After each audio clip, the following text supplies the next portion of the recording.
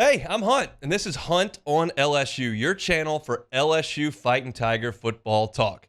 Enjoy the video. We want you to leave a comment below, hit that like button, and subscribe right below the video. Enjoy.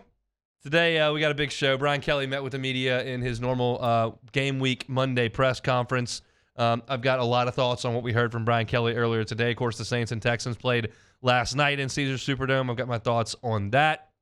Marlon Favorite, Big Fave, who joins me every weekend on the LSU Sports Radio Network pre- and post-game shows, is going to be with us at 2 o'clock. And every single Monday, fired up to bring on Denton Day. Denton Day is a producer for SiriusXM who was just announced is going to host their late-night show on Saturday night. So Denton's worked a bunch with Jacob on the national stuff for college football on SiriusXM, and he's going to be with us every single Monday at 2:30. So by 2:30 on a Monday show, I've probably spent an hour on LSU. I've probably spent 15 to 20 minutes on the Saints. We've certainly talked some SEC, and we'll get some SEC thoughts, some LSU thoughts, and certainly some national thoughts on college football every single Monday with Denton Day. So we'll do that to starting today at 2:30. Is I guess things did get underway over the weekend in college football. I'll be very honest and transparent with you on that front. Did not see one snap of college football this weekend.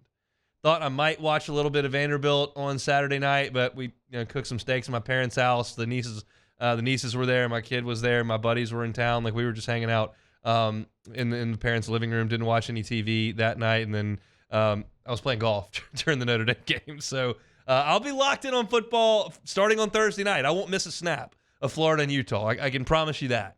But I didn't quite get there for Vanderbilt and Hawaii. It just wasn't on the agenda. But we'll get there. We're 4 days away. So fired up to be here on this Monday.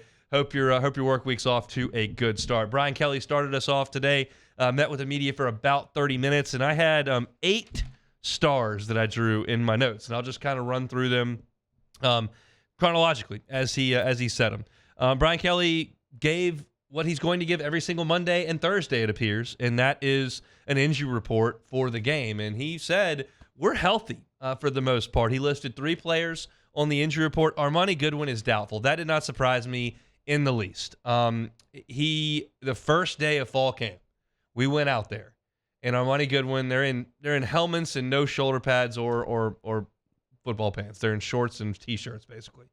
And he had a bulky brace on that knee and was gimping through every workout. And I looked at that and went, he's just not even close to being ready. Now, the size of that brace has gone down a little bit, but when you look at a running back room that's got 8 guys in it, I just don't consider Armani Goodwin a significant playing time threat for the foreseeable near future. Like, I'm not going to rule him out for week 4, but he's banged up, and we'll see how quickly he can get up to speed. Kimo Makaniole, he's a reserve offensive lineman, probably towards the back end of the 2-depth. He is questionable with plantar fasciitis, which is obviously very, very painful, so don't expect to see him this weekend. And Josh Williams, probable for the game. I would imagine you will see Josh Williams. I have said really since the start of camp that I thought Josh Williams would get the first carry of the season. I thought he'd be LSU's starting running back. Just based on his story, what he means to that team. They sent him to SEC Media Days. Just felt like the guy that they would trust to be out there first. I kind of feel like that may be shifting away because of the injury that's lingered here for Josh Williams. So he's probably going to be ready to go on Saturday. How much you see of him, if any, is probably debatable because of the fact that LSU's so deep at the running game, at the running back spot. As far as other noteworthy nuggets that Brian Kelly laid on us earlier today, he announced who would be doing the kick returning and the punt returning. And forgive me, I got a little excited. Got a little excited when I heard it. Aaron Anderson's going to do the punt returning, and we figured that would be the case. Brian Kelly has really lauded his ability to catch punts and how fluid and natural he looks at doing it. When he came out of Carr, you looked at him as one of the most explosive playmakers in the class of 2022. He just was an explosive player, a little bit undersized maybe, but the quickness and the make you miss is all there. And then he goes to Alabama and gets hurt. So you're not going to have him doing much of anything. So he comes to LSU. He's banged up for the spring, can't really do anything. And you wonder, like, is this guy going to be healthy? And I could tell you from contrasting to Armani Goodwin, the first day we're out there at fall camp, I'm looking at Aaron Anderson. I'm going, he is healthy. He had a sleeve on his knee. It's no longer there. He's moving great. He's making cuts. You can see him running bubble screens and slip screens in practice. You can see him when they break off the special teams, catching kicks and catching punts. I am excited about the prospects of Aaron Anderson going back there and being LSU's primary punt returner. I think he brings fear into the other team's special teams. I think he can change the game with a big play. I mean, look back in some of LSU's best seasons. Skylar Green was incredible in 2003 once given the opportunity. They gave him the opportunity against Arizona when it was a blowout. They punted it to him. He ran it back for a touchdown and never gave up the kick return duties the rest of the way. I don't need to tell you about 2011 and what those special teams plays that Tyrann Mathieu made did for that team. You're in a dogfight with Arkansas if he doesn't do that. You are losing to Georgia through 3/4 of that game if he doesn't do that. So while I understand the nature of coaches saying we just need to catch the football, especially going through what LSU did last year, I get it. Like, you can't lose the game on special teams. You can't do what you did against Florida State. You can't do what you did early in the game against Tennessee. But you're allowed to think positively about it, not just protect against the negative. And the positive is there are enough ridiculous athletes on this LSU football team to put somebody back there that scares the punter, that scares the special teams, that makes the punter realize he's got to punt that in the proper place, that may cause him to shank it or create better field position. Or maybe he does execute the punt and your guy still makes a play because he's that good. And when LSU puts a guy back there who's just a statue to stand there and wave his arm and catch it, that stinks. And last year, that's basically what Gregory Clayton was.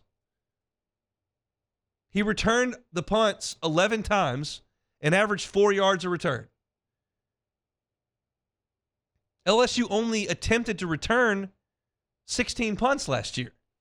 They fair caught all the rest of them because they were terrified. Aaron Anderson is a stud back there and should be allowed to catch punts and make plays. And that's what I would like to see.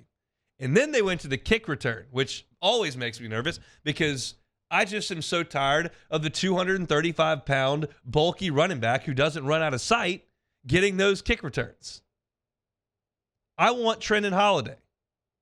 I want Trey Palmer. I want Odell Beckham. I want a game changer back there. Not Kenny Hilliard or Nick Brissett, not Noah Cain. Great backs in their own right. They did great things at LSU. But they're not game breakers. And I realize that most kickoffs go out of the back of the end zone. If you look at LSU last year, LSU only returned 16 kickoffs last year. They played 14 games. It's just over 1 a game. But Noah Cain had 7 of them, and Jack Besh had 4, and Jamin Nicholas had 2. 13 of your 16 were guys that I would not consider game breakers. Noah Cain, starting running back at Penn State. Great school in the Big Ten. Jack Besh, really good receiver. Returned a punt for a touchdown at LSU. Not a game breaker. Jamin Nicholas, sorry, not a game breaker. I want Jaylen Brown or Chris Hilton or one of those guys back there. And it turns out I am going to get that because Aaron Anderson is that kind of guy. And he's going to be back there on kickoffs as well. And they'll also put Caleb Jackson. And now, while Caleb Jackson would appear to be in the mold of Brissett, in the mold of Noah Cain, in the mold of Kenny Hilliard and some of the guys that have done this in the past, he's got track speed. So Aaron Anderson's going to be the primary guy. And Jackson's going to be what Brian Kelly said is off the ball. And that makes me a happy guy because those guys can make a play. When you're at LSU and you are consistently pulling in 4- and 5-star talent, you have plenty of guys you can put back on kick and punt return to do something to change a game.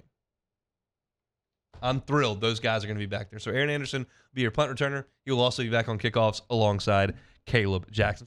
Hey, thanks for watching Hunt on LSU. Before you get out of here, do us a couple of favors.